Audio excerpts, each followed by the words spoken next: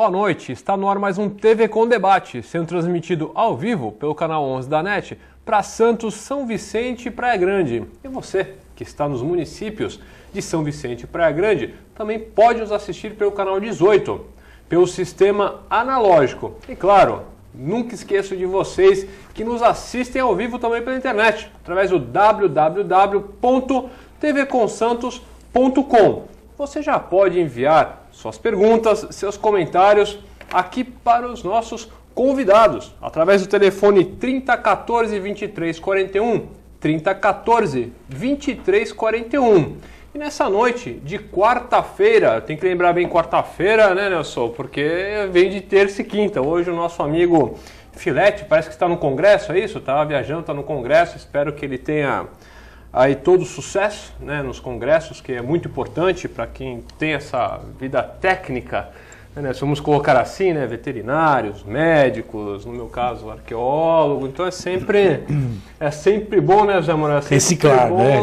Reciclar, ver coisas novas dos eventos, estão acontecendo, então eu espero muito sucesso para ele. Então eu já praticamente apresentei aqui os nossos amigos e convidados, então nessa noite de hoje Nelson Rodrigues, o ambientalista, nosso convidado, comentarista e, claro, nosso amigo, uma boa noite. Um grande prazer mais uma vez tê-lo aqui conosco. Boa noite, Manuel. Um grande prazer novamente estar na bancada com você. Já fazia um tempo, né, que a gente não dividia essa Nós ficamos, eu já falei para a produção, não podemos ficar tanto tempo assim. Tão distante aí no debate. Mas deixa essa produção, Produção, Gi, muito obrigado, Vitor. Cadê? Quem que tá mais lá? A Maíra, o Real tá aí não? Tá aí também, então esse pessoal, essa produção que mantém esse nosso programa ao vivo no ar, que a pessoa pensa que é fácil manter um programa ao vivo, mas é difícil. É muito difícil, difícil. Eu queria também dar uma boa noite ao José Manuel, né, que estou conhecendo hoje aqui no programa. Uma boa noite a todos os telespectadores da TV Com e uma boa noite especial para um grupo que vem acompanhando aqui o TV Com assim, religiosamente, que é um grupo do Facebook chamado Debatendo a Baixada. Né? Um excelente grupo. Excelente grupo que acompanha de perto, faz críticas contundentes, né? E vai estar sempre colaborando com o programa. Um grande abraço a todos. Então também deixo aqui também registrado o meu grande abraço a todos vocês.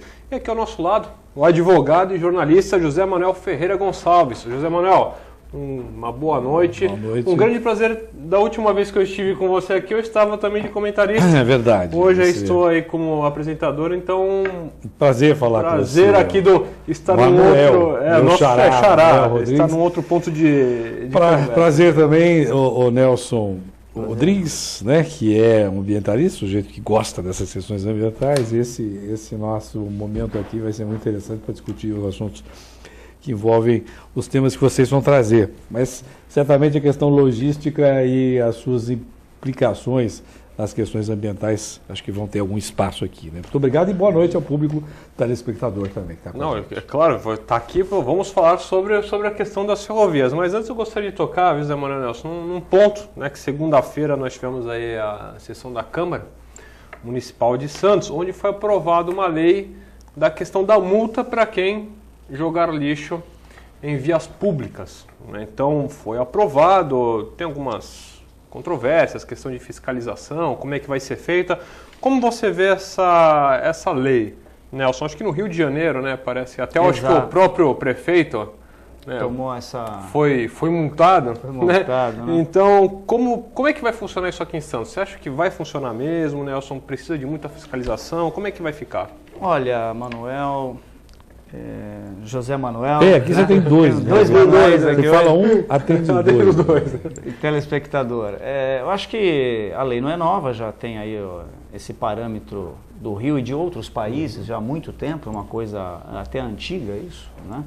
Talvez não praticada aqui por uma questão cultural, né? Até talvez por uma falta de uma legislação que dê um suporte a essa questão, mas eu vejo assim, antes de a gente punir, nós temos que educar, né?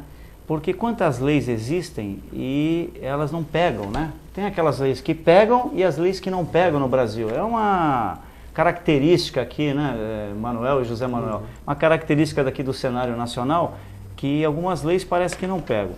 E como exemplo, a gente pega aquela lei que pune as pessoas passeando com seus cachorros, de deixar os dejetos dos animais, né, que prejudicam inclusive a balneabilidade das praias, né, aqui em Santos, e é uma lei inócua, que nunca houve fiscalização, não conheço aplicação de multas nesse sentido, o que seria extremamente importante se tivesse. Claro. Extremamente importante. Não aconteceu absolutamente nada. Então eu espero que essa lei também não seja inócua, né? E por que algumas leis são inócuas? Porque as pessoas não são preparadas para cumpri-la, né? Tem que haver um processo educacional, né, para que a pessoa entenda a importância da aplicação daquela lei.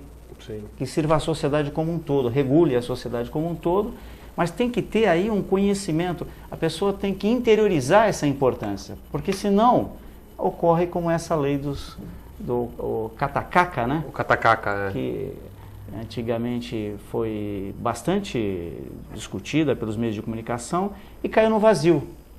Então eu sei que nessa nova lei que pune os infratores, né, quanto ao lixo jogado na rua, vai ter aí uma mídia, vai ter bastante repercussão, sem dúvida. Eu quero ver daqui a 5 anos o que vai acontecer. É uma boa. E sabe alguma coisa, se for cultural, Nelson? E eu estou sempre viajando para o exterior também, Zé Manuel, sei que vocês também viajam, mas se você vê uma coisa engraçada, nos países que têm essa cultura e que são aplicadas multas, você não vê brasileiro jogando coisas no chão. Eu não sei se é medo de acontecer alguma coisa num país distante, Sim. um país com outras leis, mas não vê. Tem. Quando você vê alguma porcaria em algum lugar, você pode ver que tem, às vezes, um grupo de brasileiros, não estou falando mal do brasileiro, não é isso, mas é porque você mencionou, é uma coisa cultural. Mas você vê o brasileiro jogando as coisas no lixo. Aí volta para o Brasil, vamos jogar no chão. Então é uma coisa complicada, né, Zé Manuel? O controle, quer dizer, a lei é feita para ser, na verdade, um comando geral e abstrato, né? Então, é para pôr limites, para que de alguma maneira a sociedade possa funcionar de uma maneira mais harmônica. Então, uma lei ela tem um sentido. Agora, como disse o nosso companheiro de debate, o Nelson Rodrigues, realmente não adianta ter uma lei que acabe não sendo cumprida. Mas ela tem que ser cumprida antes de ser cumprida nas ruas, precisa ser cumprida em casa. Então, a criança, por exemplo, quando vê o pai jogar uma sujeira dentro de casa, né, e a mãe vai lá e cata, é claro que isso é um péssimo exemplo, ela vai repetir esse exemplo lá fora. Então, eu acho que o exemplo é muito importante. A questão pedagógica do exemplo, professor em sala de aula tem que dar o exemplo, o homem público tem que dar o exemplo. Foi péssimo o que o prefeito do Rio fez, Sim. Foi péssimo, mas não adianta você punir se não tiver, na verdade, uma ação coletiva de boa vontade. Eu me lembro bem do metrô em São Paulo. Quando o metrô surgiu, não havia quase nenhuma sujeira no metrô. E havia um controle que o próprio usuário do metrô exercia. Se alguém derrubasse um papel, logo alguém ao lado ia advertir essa pessoa. E havia um sentimento de limpeza, de que aquilo era um bem coletivo. A limpeza, aquele bem intangível, era um bem coletivo. Com o tempo, as coisas foram se modificando, talvez pela falta de exemplos, talvez pela falta de fiscalização. Mas o fato é que a gente chega nisso que o Rodrigues falou. Não tem sentido. Faz a lei do caca, do cocô do cachorro, isso, e depois deixa o cocô na rua, porque não tem como punir, não tem quadros fiscalizativos, né? Como é que você vai fiscalizar tanta gente? A conta que você fazia fora do ar aqui, Sim. É uma conta interessante. Você podia dizer, não sei, a conta que você chegou à conclusão de quantos fiscais você precisaria para punir isso. Veja, Eu acho astronômico. A Secretaria do Meio Ambiente tem deficiência numérica em fiscais para exercer as funções de acordo com o tamanho do nosso município, considerando inclusive a área continental. Né? Os fiscais de posturas também não têm uma quantidade excessiva, né? Uma quantidade limitada, do meu ponto de vista, para atuar, até porque a gente sente essa dificuldade no dia a dia como cidadão. A gente não encontra os fiscais de postura na rua, por exemplo. Eu nunca vi um fiscal de postura atuando na rua. É lógico que são horários diversos, etc. E tal, às vezes até à noite e tal, enfim. Mas eu acho que tem numericamente poucos fiscais de postura. A Guarda Municipal, ela também não vi em nenhum momento atuar nesse sentido, né, do catacocô, né? Enfim, então eu fiz uma sugestão, até pelo Facebook, ao prefeito municipal de Santos, Paulo Alexandre, que a partir dessa lei crie mais cargos de fiscalização. E aí eu até cheguei naquela conta que o Zé Manuel estava falando, que eu acho que, levando-se em consideração o número de bairros de Santos, que atinge por volta de uns 35, 10 fiscais por bairro, para cobrir a cidade como um todo, eu acho que seria bastante interessante. E aí uma sugestão ao prefeito municipal do Santos, e quero até crer que o vereador, quando instituiu essa ideia e foi aprovada, nem pensou nessa possibilidade. Ou talvez até seja contemplado na lei, porque eu não vi o texto legal. Eu também não vi. Né? Mas uma coisa eu tenho certeza, não há fiscais na quantidade suficiente no município de Santos para atender a mais uma exigência legal. Porque o problema da multa é que tem que ser na situação de flagrância, quer dizer, tem que ser quando aconteceu o fato. Sim, exato. Porque a gente pode imaginar alguém com... Hoje todo mundo tem um celular que fotografa. Você pode fotografar, mandar a cena do crime, entre aspas, da contravenção. Sai na hora, né?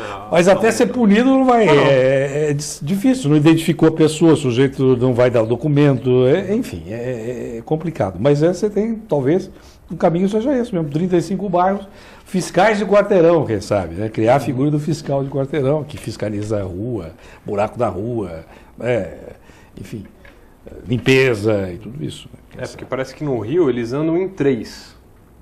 Em 3. Em 3, porque tem que ter a testemunha, tem que ter quem vai autuar. Tem que a legislação tem que ser cumprida. E lá, se a pessoa não aceita, é encaminhada à delegacia. Né? Então, é algo meio complexo. Agora, que é uma mudança importante, é uma coisa cultural importante. Claro. Pode ser que sim. Isso um dia tem que começar, né?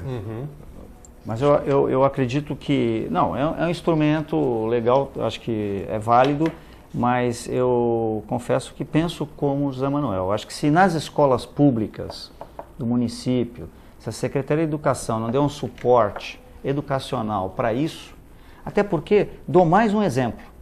Recentemente se estabeleceu aqui que um facilitador, devido ao trânsito intenso na cidade, era colocar a mão na faixa e para que os carros parassem, para que as pessoas pudessem atravessar. Eu pergunto, aonde e quantas vezes isso acontece na cidade de Santos? É raríssimo isso acontecer. Porque não foi feita uma campanha massiva, uma interiorização da informação, para que esta pudesse ser cumprida no dia a dia pelo cidadão. Tem que haver mudança cultural, senão ela não se repete, ela não se replica, né, para a sociedade como um todo. Enfim. Agora, todos nós, de alguma maneira, fazemos durante o dia algumas pequenas... digamos, alguns pequenos deslizes, né? Paramos não exatamente um pouco antes da faixa, paramos um pouco quase em cima da faixa, né? Vamos estacionar, às vezes esquecemos de dar um pisca para parar. Nós cometemos. São falhas que, infelizmente, nós cometemos. Agora, eu fiz uma experiência há uns dias atrás. Eu saí de manhã e disse assim, hoje eu não vou cometer nenhuma irregularidade. Vou fazer tudo bonitinho. Eu tinha pressa. Porque o trânsito é caótico, a gente tem que andar, não consegue, e a gente é incentivado a, de alguma maneira, fazer pequenos escorregões. Mas eu fiz. Eu segui aquele dia à risca, de manhã até à noite. Sabe que eu me senti super bem? Não porque eu virei bacana, mas me deu uma paz de espírito, me deu uma tranquilidade, até foi o que você disse, interiorizou a atitude. Parece que eu comecei a pensar com mais tranquilidade em relação às coisas. Então você que está ouvindo, faça isso, faça uma experiência. Comece, olha, hoje não, amanhã vai começar o dia. Não jogue nada no chão, não faça nenhuma bobagem, procure no trânsito você correto, né? Como esse sinal que você falou. Faixa viva. Né? Faça, quem sabe no final do dia você vai ter uma sensação. Eu tive, me senti extremamente bem.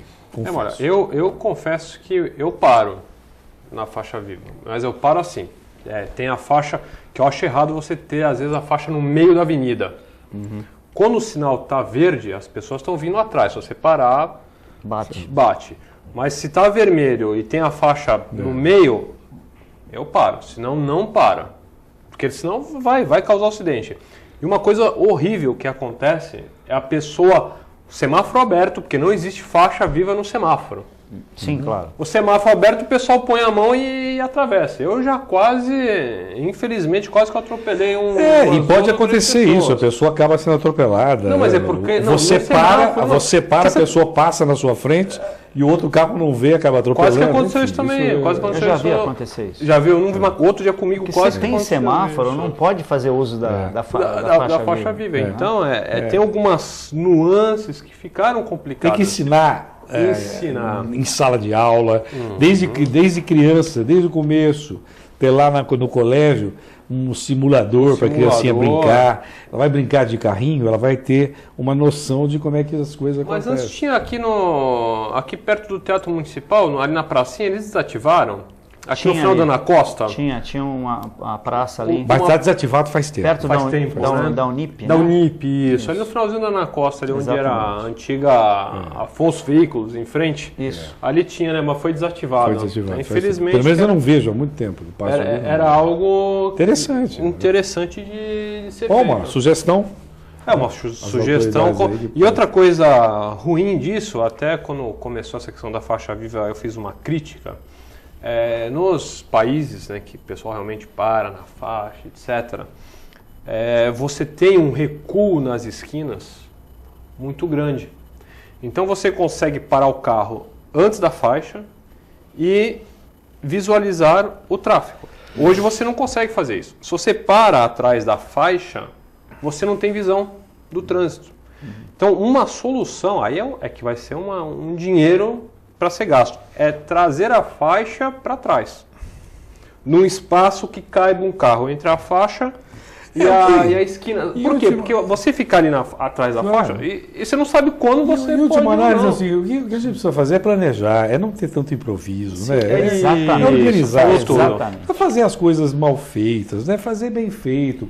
Nós vamos discutir daqui a pouco a questão logística. Sim, a logística. É uma envergonha. Cada vez que a gente acompanha de perto o que está acontecendo, eu daqui a pouco conto para vocês detalhes desses aspectos da logística do Brasil que são terríveis. Existe uma coisa, a hora que você quiser eu falo. Não, então já vamos começar. Vai falando aqui que você é o presidente nós criamos uma ONG, que é Neném de Colo, que ela tem apenas 1 mês e meio, mês e pouco, que é uma ONG que pretende, de alguma forma, colaborar para a discussão mais aprofundada desse assunto logístico.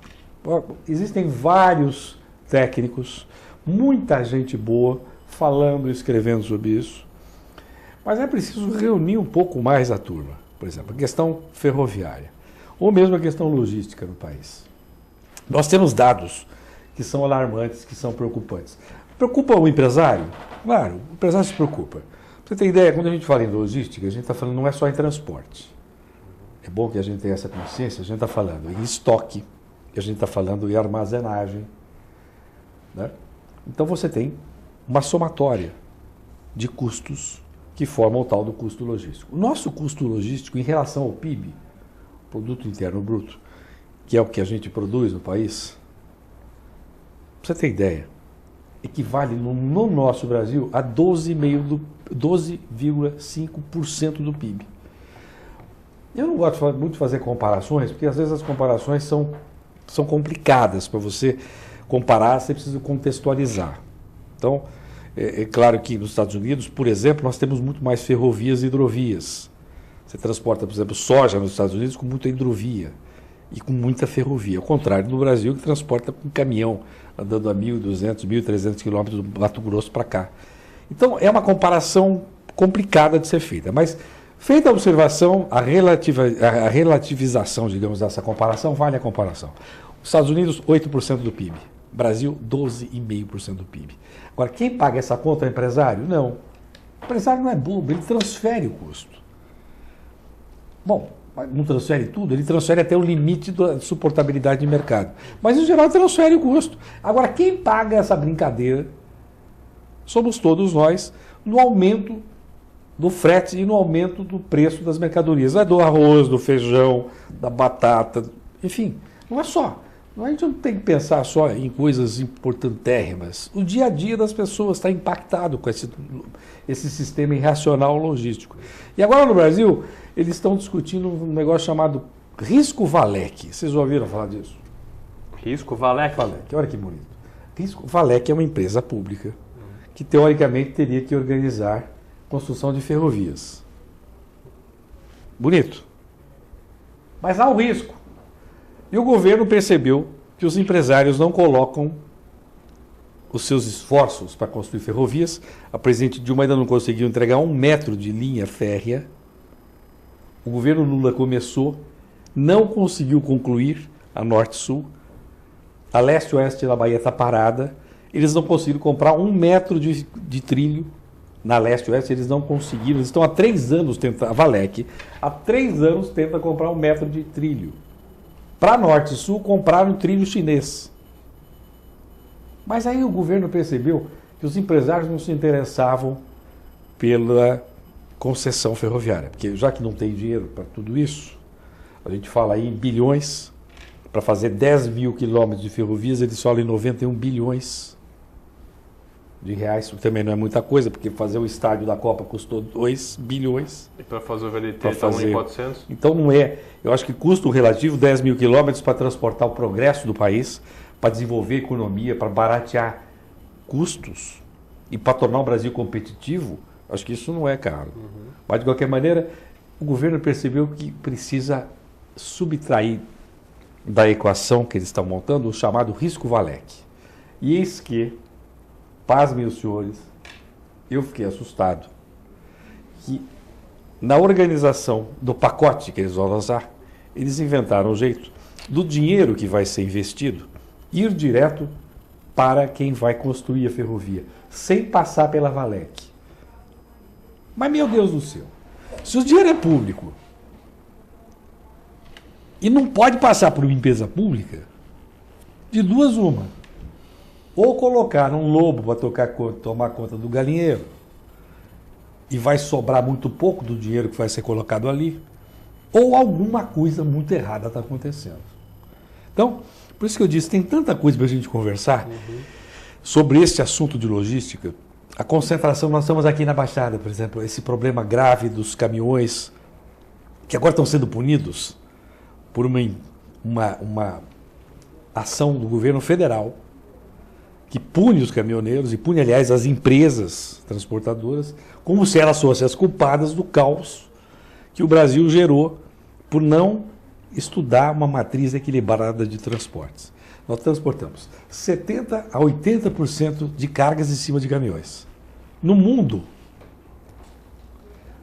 Estados Unidos de novo, já que eu fiz essa comparação, lá é 30% a 35% em cima de caminhões. O resto é hidrovia, ferrovia, dutovia. Nós não. Nós insistimos em fazer coisa errada. Agora vem para cá uma quantidade enorme. 12, quantos caminhões por dia no porto? 12, 15 mil. Não há espaço, nem do lado de Guarujá, nem do lado de Santos. É evidente que não há espaço. E trava tudo, trava estrada, trava... Então a gente tem custo Valec, dinheiro que são 15 bilhões que o governo vai injetar para fazer a ferrovia Norte-Sul. E a Leste-Oeste. Mas isso faz Só em 3 que não anos. pode passar... Não, há 3 anos que eles não conseguem comprar um trilho. Um trilho. Eles não conseguem. A incompetência é tamanha. A falta de seriedade nisso é tamanha. Eles não conseguem comprar um pedaço de trilho. Quer dizer, então, é contra isso que a gente está lutando. Porque estudos econômicos já mostram que, por exemplo, nós podíamos ter um PIB, o crescimento do PIB foi o PIBinho, né? Sim. Podia ter 50% a mais se tivéssemos uma infraestrutura decente. Temos uma infraestrutura horrorosa. Desapropriações, por exemplo.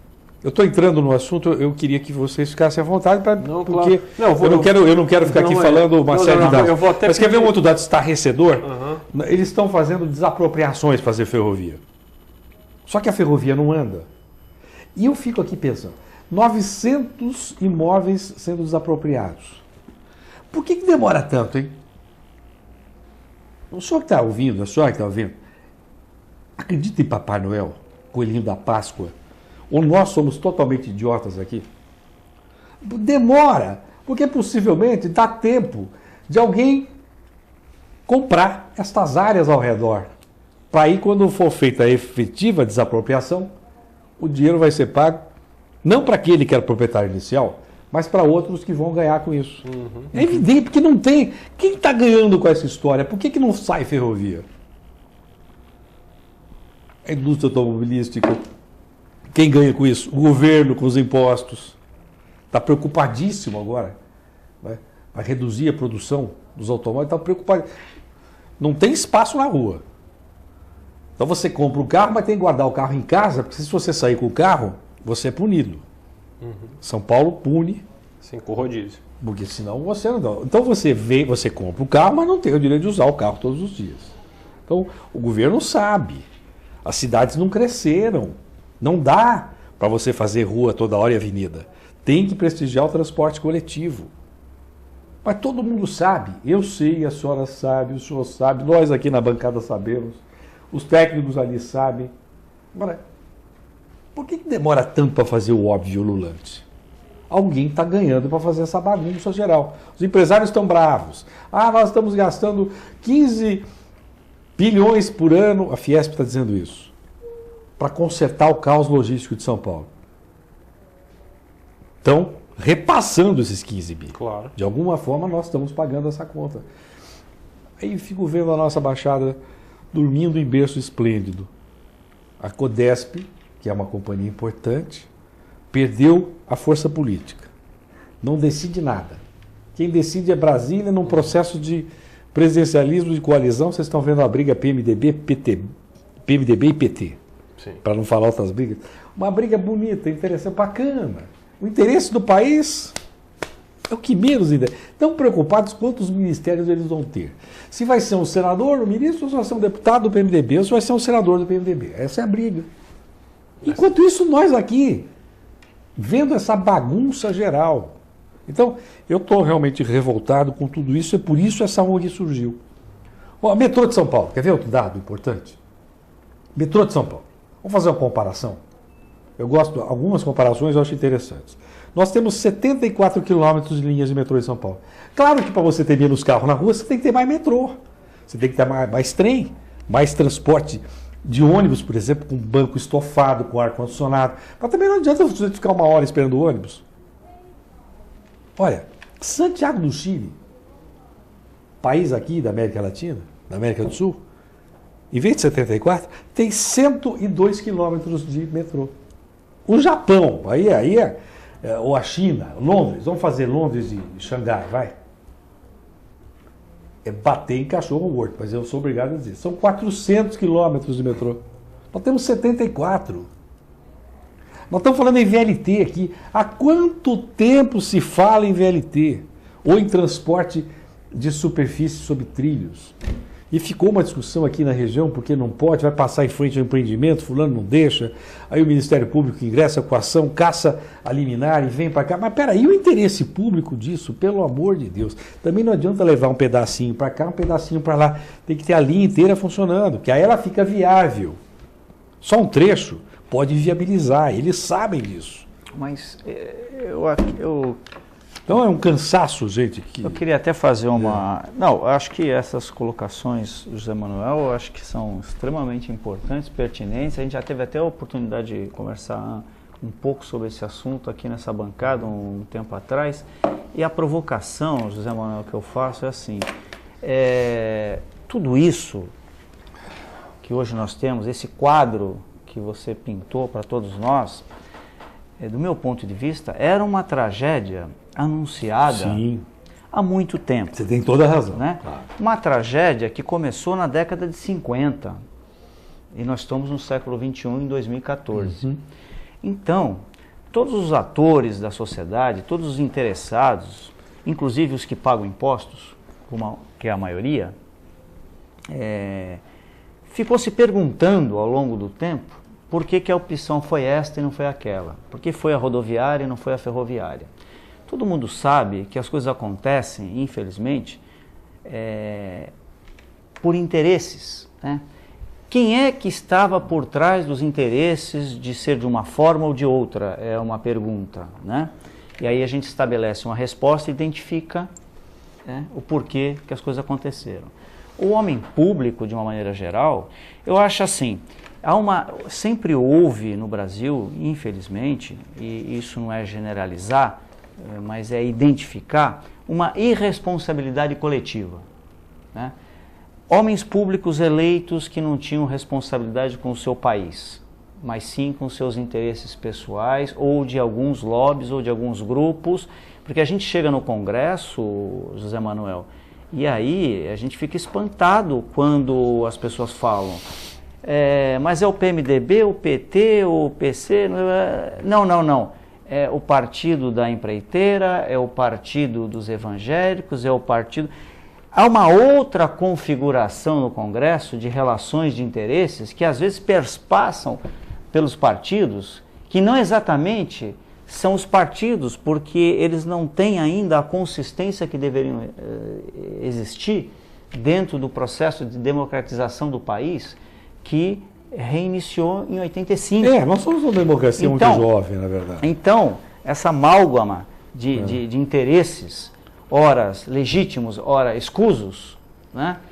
Elaborar uma situação absurda que nós vivemos se fizermos aquelas comparações internacionais. Evidentemente, porque a nossa lógica, mundialmente falando, não tem lógica. Porque como é que a gente vai apostar em modais que têm um custo maior, né? E todo mundo sai perdendo? O cidadão, o empresário, a sociedade como um todo, como é que a gente faz isso? Não tem menor sentido. Mas nós fizemos isso.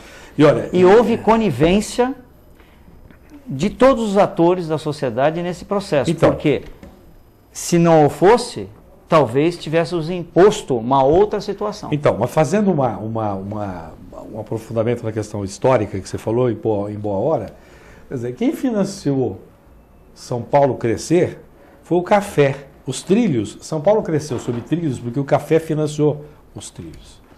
Por isso você vê, as antigas linhas férreas, elas eram sinuosas, elas entravam em muitas cidades pelo interior de São Paulo. Quando caiu o preço, há uma lógica econômica nisso. Quando caiu o preço do café, houve a perda, digamos assim, de um interesse maior de que a ferrovia funcionasse para este fim.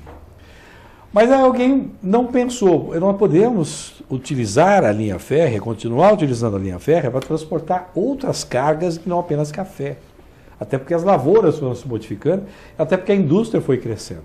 Como você lembrou, começou em 50, eu acho até que começou, quem sabe até, não só no governo do Juscelino Kubitschek, que resolveu fazer rodovias, mas... Ele falava que era uma questão estratégica, inclusive. Que era construir rodovias, era integrar o Brasil. Sem dúvida, pode ter sido isso, naquele momento. Agora, de qualquer forma, os americanos impuseram um padrão de consumo para todo mundo a partir da Segunda Guerra Mundial. E nós entramos nessa esteira até um pouco antes, portanto. Né? Já no final da Segunda Guerra, nós embarcamos nessa história de termos que trazer carros. Quer dizer, o Ford inventou a fabricação em série e maravilha, naquele momento, para a industrialização, etc. E o Brasil entrou nessa porque nós tínhamos aí um potencial enorme de crescimento, um país gigantesco, né? Um país continental, 8.500 quilômetros de costa, 2.000 praias, 8.000 e tantos quilômetros, uma loucura isso, né? Então, havia um interesse estratégico, geopolítico, tudo isso. Agora, o que é impressionante é que, apesar disso tudo, as ferrovias foram mais ou menos sobrevivendo. E eis que, eu sou obrigado a dizer isso, tem gente que vai ouvir e não vai gostar, que era um ilustre santista. Eis que o governador Mário Covas, que eu vi fazer coisas espetaculares, por exemplo, na área de balneabilidade, vocês falavam de balneabilidade de praias, o governador lançou naquela época um programa de despoluição de praias, com caça-esgoto, inclusive, para verificar ligações clandestinas de esgoto, que até hoje é utilizado, serviu de modelo, tudo isso eu não discuto. Agora, mas foi ele que entregou a FEPASA para o governo federal. Onde é que estava a cabeça do governador Mário Covas, naquele momento, para arrumar dinheiro para São Paulo? Ele entregou os ativos da FEPASA. Linhas férreas estações ferroviárias e tudo, de mão beijada para o governo federal. Então foi o governo do Mário Covas, junto com o governo do presidente Fernando Henrique, também teve uma passagem que merece aplausos em vários aspectos, mas neste particular, em outros também, mas nesse em especial, merece toda a nossa reprovação. Quer dizer, não dá. Você mudar a política pública é uma coisa, você jogar no lixo, já que o tema começou falando de lixo aqui, jogaram no lixo o patrimônio público, construído em mais de 100 anos. Isso é crime, pô. Isso não é apenas um erro político. Não é um desvio. O sujeito atendia o interesse da indústria. Não, é mais que isso. Então, chamando você lá, acho que tem que... É o break. É o comercial daqui. É o break. Não tem problema, é que eu não queria interromper o teu raciocínio, mas não tem problema. Vamos a um pequeno break e na volta, muitas perguntas aqui. Nós vamos direto a vocês, telespectadores. Fiquem um minutinho, nós já voltamos.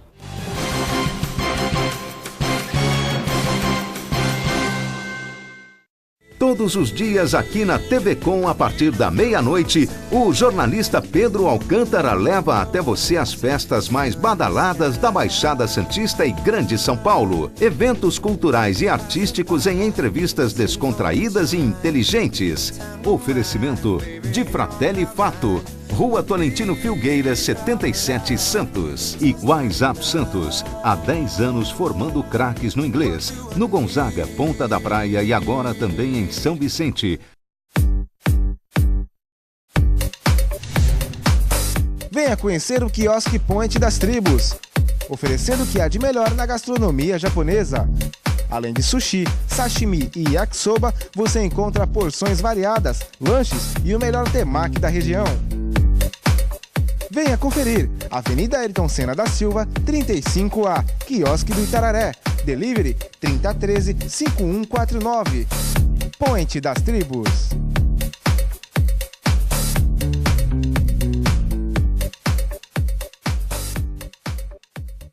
Olá, eu sou Fernanda Vanucci, quero convidar você a acompanhar o meu programa no ar todos os domingos aqui na TV Com, canal 11 da NET. Vamos falar sobre variedades, entretenimento, saúde, qualidade de vida. O nosso encontro é todo domingo às 10 horas.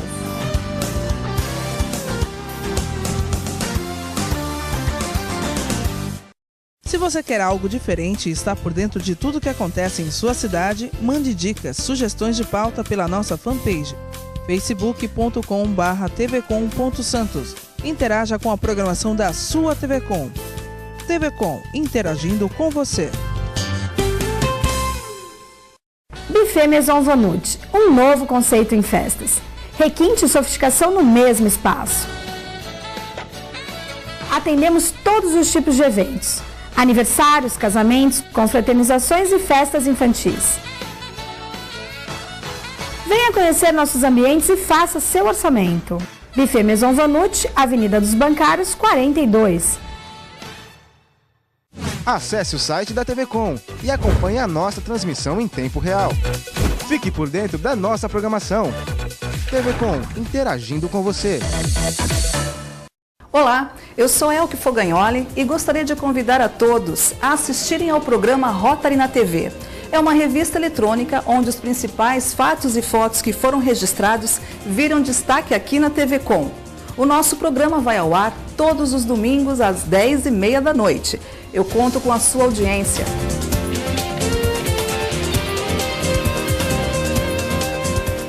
Oficina Frota Vento. Conta com uma infraestrutura totalmente automatizada e com o que há de mais moderno em equipamentos e tecnologia, com serviços de funilaria, repintura, mecânica e eletricidade, além de oferecer diversos modelos de carros antigos para aluguel. Oficina Frota Vento, localizada na Rua João Éboli, 57 em Santos. Telefone 3223-2969 ou 3221-4853. Oficina Frota Vento.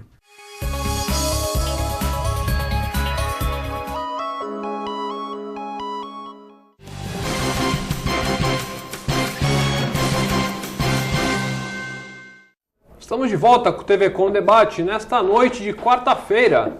Que dia é hoje? Eu já sempre esqueço. Dia 14, dia 12. 12. Essa produção, eles ficam me colocando aqui de quarta-feira. É só para me embananar. Hoje é 12. Hoje é 12. 12 de fevereiro de 2014, a presença aqui dos nossos amigos Nelson Rodrigues e José Manuel. Vamos fazer um bate-bola aqui, José Manuel e Nelson. Vou perguntando uma questão para cada, que é para nós Vamos ser rápido. conseguirmos atender a todos os nossos telespectadores. O nosso xará aqui, o Manuel da Aparecida. Manuel, um grande abraço, muito obrigado. Vocês estão falando sobre o lixo na rua que causa, inclusive, alagamento. Essas pessoas que moram na beira do rio e esgoto, a prefeitura deve pedir para eles mesmos limparem. Afinal, eles causam isso, Nelson. Manuel da Aparecida. Eu acho que é uma localização, inclusive eu quero parabenizar o Instituto Ecofaxina, que faz um trabalho excepcional nessas áreas, recolhendo grande parte dos entulhos, do lixo aí, colaborando aí com toda a cidade. Mas a prefeitura tem que fiscalizar, né? O Orlando do Estuário. Orlando, um grande abraço, muito obrigado. Agora para você, Zé Manuel. Sobre o lixo, vem muita gente de fora que joga. Deveriam ter câmeras ou fiscais para multar essas pessoas para que elas parem de jogar lixo nas nossas calçadas. Aquela questão que foi falada no início, né? Precisa ter fiscais, precisa ter um empenho, precisa ter educação mesmo, não tem jeito. Não adianta, na marra, até certo ponto você faz. Mas eu acredito muito mais numa solução estruturante. A Terezinha da Aparecida. Terezinha, um grande abraço. Eu aprendi que a faixa viva é em lugares com a faixa sem semáforo, mas temos que dar tempo para o motorista parar, não pôr a mão em cima. Muitos motoristas param, é só fazer corretamente. Terezinha e Nelson falando sobre acho que a Terezinha está correta, acho que precisa intensificar, manter as campanhas, né? Não só na época que foi lançada a lei, mas manter a campanha como forma de educar o povo. A Vera Lúcia do Boqueirão. Vera Lúcia, um grande abraço, muito obrigado. Aqui no Boqueirão as pessoas já metem o pé na rua sem se preocupar com a sinalização e atravessam. São todos do partido dos sem noção. A Vera Lúcia tá certo, tem muita gente realmente que já...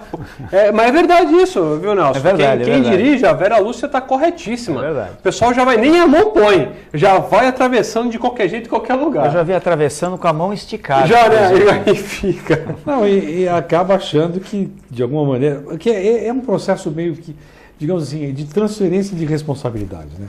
Então, o sujeito não quer assumir uma responsabilidade, porque ele, enquanto pedestre, também tem que ter, enquanto ciclista também tem que ter, né? Tem que educar o filho que vai atravessar a rua, tem que educar, né? Enfim, de alguma maneira tem que educar um senhor de idade, uma senhora de idade, enfim, mas ele transfere, ele acha que simplesmente colocando a mão, a solução vem caindo do céu, e não cai do céu, é um esforço, o processo é lento, é gradual, é difícil, e é complicado como esse, ela tem razão, infelizmente acontece isso. O Fernando Leale da Pompeia. Fernando, um grande abraço, muito obrigado pela sua participação. Nelson, gostaria que você falasse dessa situação atual do Brasil. De quem é a culpa dos nossos atrasos? Abraços. Fernando, eu não sei exatamente qual o atraso que ele está se referindo. E o assunto, Fernando, é extremamente extenso, né? Porque está um pouco genérico a pergunta, não sei se qual seria especificamente os atrasos que ele está se referindo. O próprio atraso deve ser da conversa de logística, de quem é a culpa de toda essa questão. Olha, eu vou te dizer, viu, Fernando, eu não vou identificar apenas um culpado, porque são tantos que não daria para enumerar todos aqui num programa de 1 hora, né? Mas eu acho que um esforço coletivo nacional para mudar aí o caráter do homem público, né? O espírito público para prevalecer acima de tudo, porque é por uma simples razão, todos acabam ganhando. Uriel do Campo Grande. Uriel, um grande abraço, muito obrigado. Gostaria de saber por que o empresário brasileiro não atua de forma coletiva, promovendo o planejamento do sistema de logística em nossa região, que possa servir de exemplo. É preciso acabar com as queixas individuais, que não resolvem problemas. Você tem toda a razão. Como é que ele chama? Uriel. Uriel, você tem toda a razão. O problema é o seguinte, é a questão coletiva. O interesse, eu me refiro, por exemplo, à questão ambiental.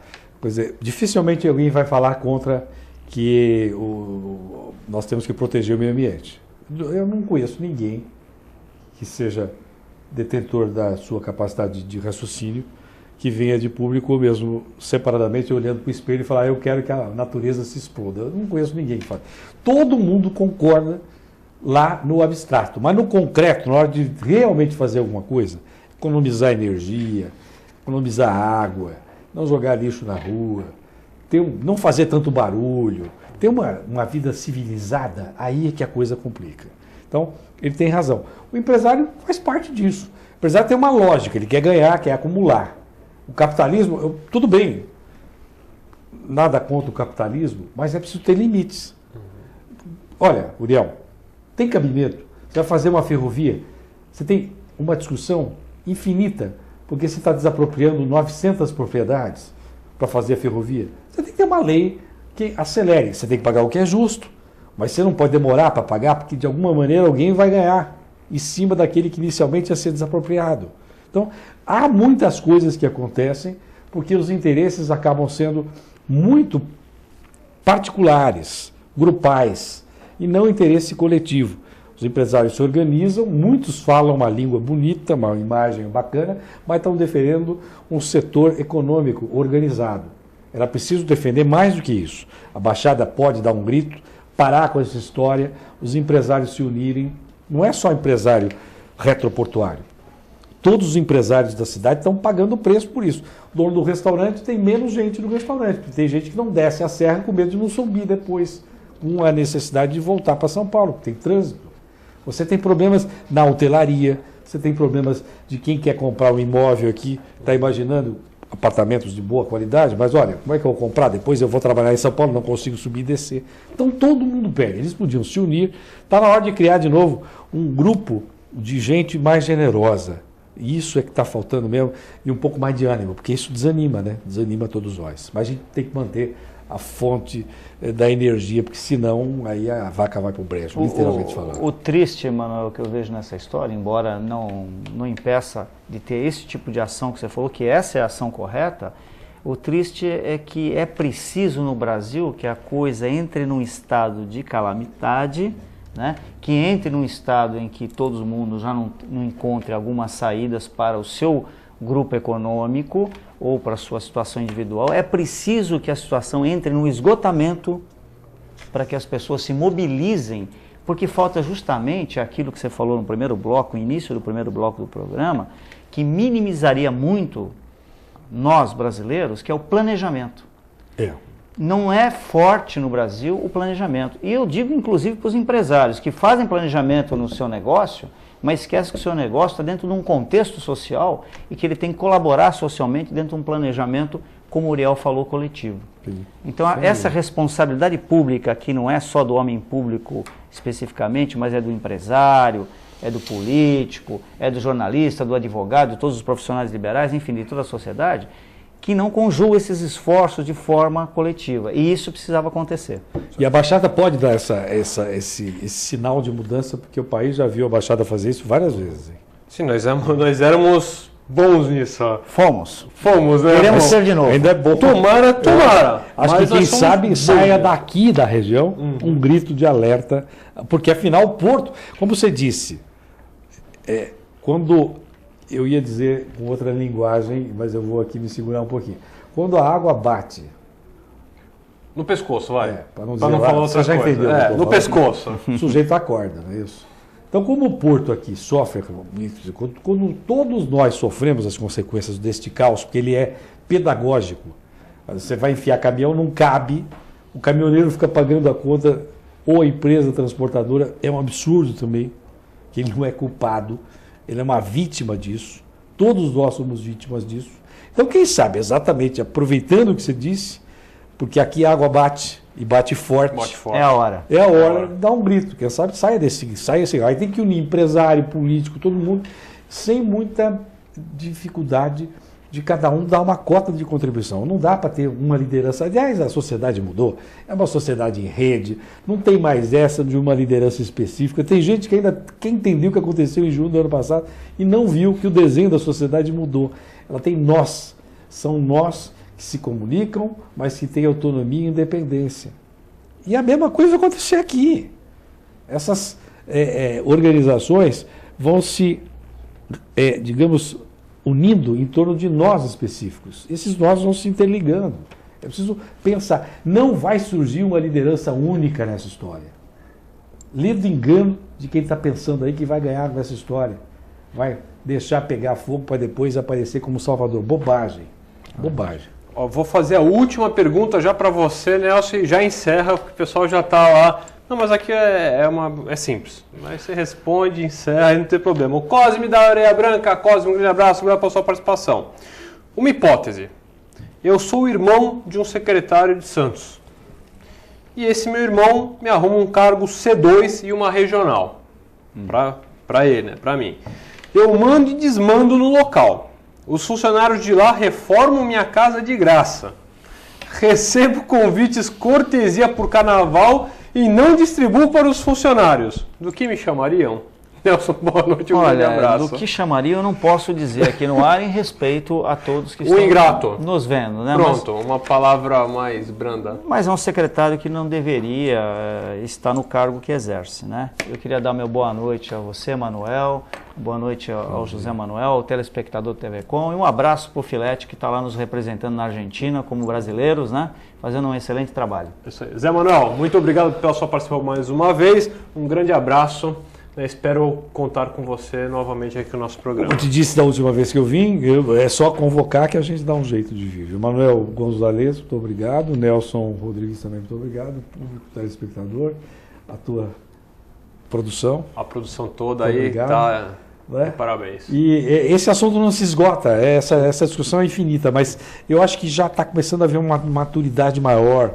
As pessoas estão começando a enxergar um pouco. Essa história, por exemplo, do governo falar que vai reduzir o risco, não deixando a empresa pública que tem que lidar com o dinheiro. Lidar com o dinheiro, porque senão não vai tratar bem do dinheiro, é brincadeira. Coisas desse tipo que a gente não pode... É o risco Valec. Ninguém viu o risco Ike. Nós fomos pro Ike, agora vamos pro Valec. Infelizmente, nós temos que encerrar o programa. Cosme, é o que o Nelson falou. Uma pessoa dessa não deveria nem estar no cargo de secretário. Então, quero deixar aqui, telespectador, muito obrigado pela sua participação cada vez mais ativa. É isso que o TV Com Debate preconiza. Quero deixar aqui meu grande abraço e até amanhã com mais um TV Com Debate.